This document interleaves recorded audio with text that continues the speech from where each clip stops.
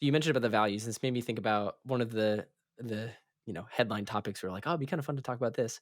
Was about the idea of introducing resets or retroing org structures. So like having that sort of organizational assessment to take stock of did this work, did this not? What's the next evolution of what we need here?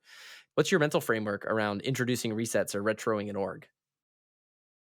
Um, I think I'm interested in this, in your use of the word reset, because I think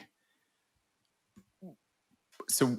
In the early years of CircleCI, I mean, I was 3 years in when I joined, but in the few years after I joined, um, we made more big organizational changes than we do now, where we sort of have settled into a groove, and we're growing. I mean, we grew significantly in the last 12 and even 24 months, and so had to see that evolve.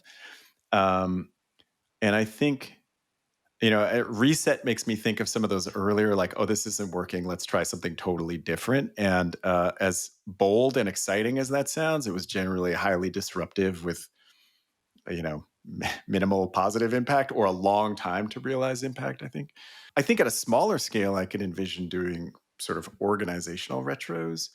Um, but when I think about the scale that we operate at now, particularly if you're talking about structure and whatever, I would want to see that done at smaller levels, right? How are things working in this part of our design? How are things working in this part of our design?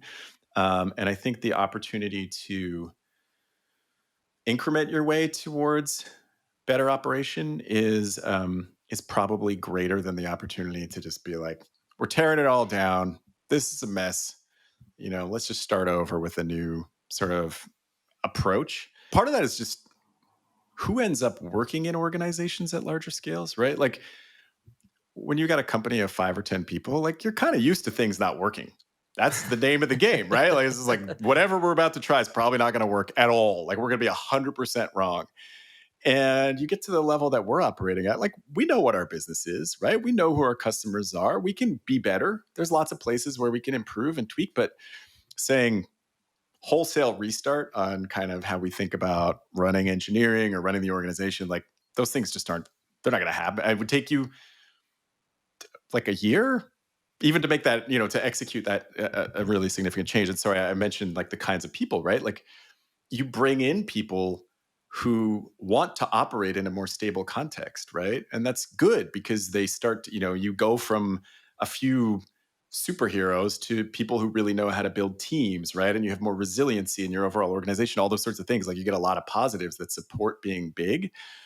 Um, I mean, we're not big, we're like bigger, but those don't support, hey, let's all do different jobs today. Like, let's all just swap jobs with each other because that'll be awesome, right? When you're 10 people, like everyone knows everyone else's job and you just whatever, I'll just work on anything, doesn't matter.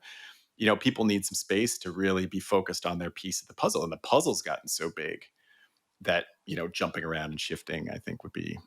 Anyway, I really keyed off your reset word. Maybe that wasn't even what you meant, but do everything smaller, work on increments.